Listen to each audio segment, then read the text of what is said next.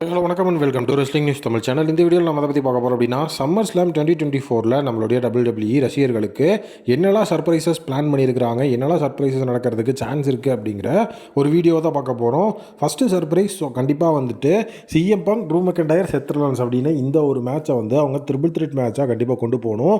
So இப்போ இருக்கிற situation அப்படின்னு பார்க்கும்போது அந்த ஒரு இடத்துல செத் ரோலன்ஸ் ஸ்பெஷல் கெஸ்ட் ரெஃப்ரியாக இருப்பார் அப்படிங்கிற மாதிரி தெரிய வருது. ஸோ வந்துட்டு சம்மர் ஸ்லாம் 2024 சிஎம் பங்குக்கும் ட்ரூ மெக்கன்டையருக்கும் மேட்ச்சு. அந்த மேட்ச்சில் செத் ராலன்ஸ் ஒரு ஸ்பெஷல் கெஸ்ட் ரெஃப்ரியாக இருந்து 1997 அப்புறமா சம்மர் ஸ்லாமில் வந்துட்டு இருக்க போகிற ஃபஸ்ட்டு ஸ்பெஷல் கெஸ்ட் ரெஃப்ரி அப்படிங்கிற ஒரு மிகப்பெரிய அந்தஸ்தை பெறுவார் அப்படிங்கிறது தான் இருக்குது. ஸோ இந்த ஒரு இடத்துல வந்து பார்த்திங்கன்னா நான் surprise element 2 surprise element add பண்ணுறேன்.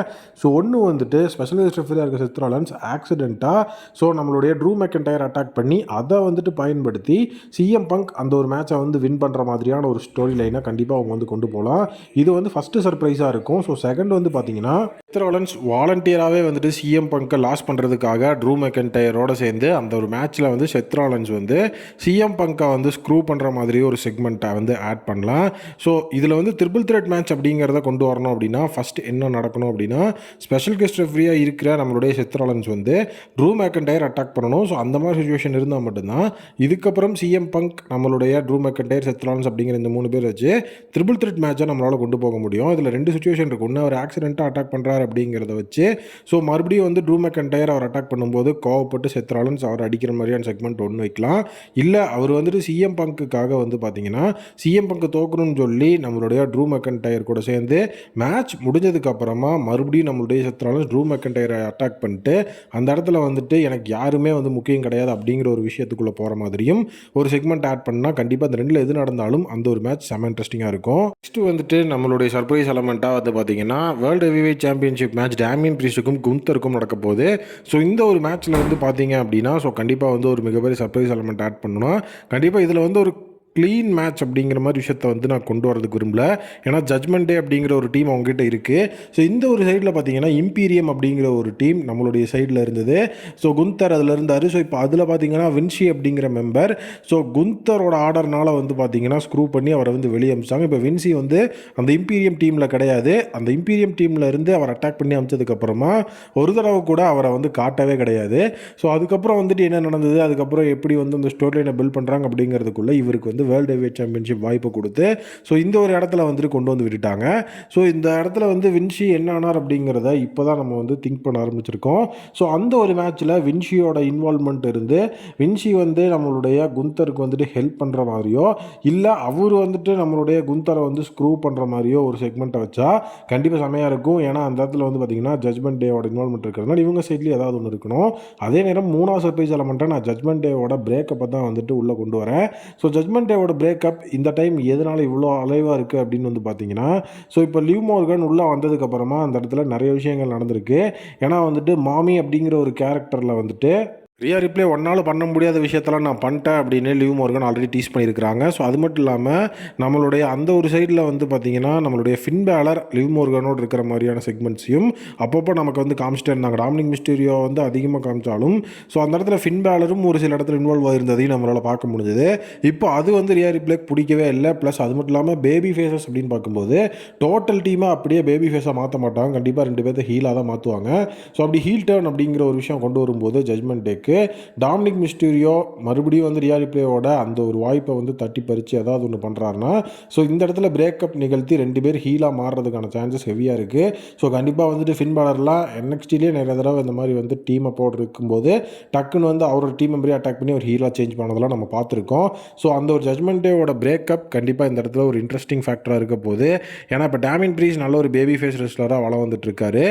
அவரை ஹீல் டர்ன் பண்ண வைக்கிறது அப்படிங்கிறது ஒரு பெரிய அளவில் வந்து வரவேற்கத்தக்கது கிடையாது அப்படிங்கிறது என்னோட ஒப்பீனியன். ஹீல் டர்ன் அப்படிங்கும்போது இந்த இடத்துல உமன்ஸ் டிவிஷனில் for the first time ever 3 time world champion heel turn அப்படிங்கிற ஒரு விஷயம் கொண்டு வந்திருக்கு.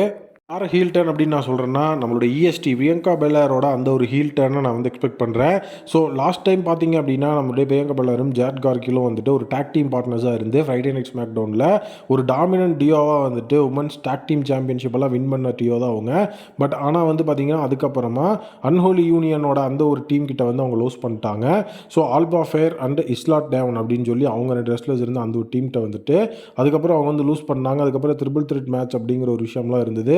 ஸோ அதுலேயும் வந்து நிறைய பேரோட இன்வால்மெண்ட், ஷைனா பிளாஸ்லர், ஜோனி ஸ்டார்க்கு அவங்கெல்லாம் வந்துட்டு உள்ள வந்து இந்த விஷயங்கள் அப்படியே வந்துட்டு கொஞ்சம் கொஞ்சமாக டீஸ் ஆகி போயிட்டே இருந்தது. ரீமேட்ச் அப்படிங்கிறதையும் பெரிய அளவில் நம்மளால் பார்க்க முடியல. ஸோ இப்போ வந்து பார்த்திங்கன்னா என்னதான் வந்துட்டு நம்மளுடைய சைடில் ஜேட் கார்கிலோடு அவங்க இருந்தாலும் கண்டிப்பாக வந்துட்டு இந்த ஒரு சம்மர் ஸ்லாமில் இஎஸ்டி ஃபஸ்ட் டைம் ஹீல் டர்ன் வந்து பண்ணி அவங்கள அதாவது ஜேட் கார்கில் அட்டாக் பண்ணுறதுக்கான சான்சஸ் இருக்குன்னு சொல்லப்படுது. இந்த ஒரு ஹீல் டர்ன் நடந்ததுன்னா இன்னுமே செமையாக இருக்கும். அடுத்த ஒரு சர்ப்ரைஸ் அப்படின்னா நம்மளுடைய சோலோ சுகாவா வின்னிங். ஸோ அவருடைய அன்டிஸ்பியூட்டட் சாம்பியன்ஷிப். ஸோ இது மேக்ஸிமம் நடக்கிறதுக்கு சான்ஸ் இல்லைனாலும் சர்ப்ரைஸ் எலமெண்ட் அப்படிங்கிறத ஆட் பண்ணும்போது ஸோ அந்த ஒரு இடத்துல வந்து பார்த்தீங்கன்னா ஸோ அவர் வந்து ஒரு நோ டிஸ்குவாலிஃபிகேஷன் அப்படிங்கிற முறையில் பீட் பண்ணுறார் அப்படிங்கிற மாதிரி சொல்லலாம்னு நான் வச்சுருந்தேன். பட் அது ஒரு சர்ப்ரைஸ் எலமெண்ட்குள்ளே வராது. ஒரு சோலோ சுகாவை வந்துட்டு WWE அன்டிஸ்பியூட்டட் சாம்பியன்ஷிப்பை வின் பண்ணிட்டு ஒரு செலப்ரேஷன் செக்மெண்ட்டில் ரோமன் ரெயின்ஸ் ரிட்டர்ன் ஆகிற மாதிரி ஒரு செக்மெண்ட் இருந்ததுன்னா இன்னுமே வந்துட்டு செமையாக இருக்கும். பட் இது நடக்கிறதுக்கு சான்சஸ் கொஞ்சம் கம்மி அப்படிங்கிற மாதிரி இருந்தாலும் ஸோ இந்த ஒரு இடத்த நம்ம எப்படி வந்து புக் பண்ணலான்னா மேட்ச் நடந்துட்டு இருக்கும்போது இடையில ரோமன் ரெயின்ஸ் வந்து சோலோ சுகாவெல்லாம் அட்டாக் பண்ணி அடிச்சு தூக்கிட்டு ஸோ அந்த இடத்துல வந்துட்டு அப்படி ஒரு ரிட்டனை வந்து நம்ம புக் பண்ணோம்னா இனிமேல் நல்லாயிருக்கும். ஏன்னா லாஸ்ட்டாக ரோமன் ரெயின்ஸ் வர்றப்பவும் இதே மாதிரி ஒரு சிமிலர் டைம் ஆஃப் ரிட்டர்ன் தான் வந்துட்டு அவர்கிட்ட இருந்தது. ஸோ ரோமன் ரெயின்ஸோட அந்த ஒரு ரிட்டர்ன் இப்போ எல்லாருமே வந்துட்டு எதிர்பார்க்குறாங்க. அதுவும் வந்து ஒரு ஃபர்ஸ்ட் டர்னோட அவர் வந்து வரணும் அப்படிங்கிறத எல்லோரும் எதிர்பார்க்குற ஒரு ரிட்டர்னாக இருக்குது. ஸோ கண்டிப்பாக வந்துட்டு மேக்ஸிமம் ஹை எக்ஸ்பெக்டேஷனில் இருக்கிறது ரோமன் ரெயின்ஸோட ரிட்டர்ன் தான். ஸோ ரோமன் ரெயின்ஸோட ரிட்டர்னுக்காக நிறைய விஷயங்கள் அவங்க பண்ணியிருக்காங்க. இப்போ பால் ஹேமனும் இல்லை. ஸோ பால் ஹேமனோட வந்துட்டு ரோமன் ரெயின்ஸ் ரிட்டர்ன் ஆனார் அப்படின்னா அது இன்னுமே வந்துட்டு ஒரு மோஸ்ட் சர்ப்ரைஸாக இருக்கும். அந்த டீமில் பார்த்தீங்கன்னா ஊசோ மிஸ் ஆகுறாரு.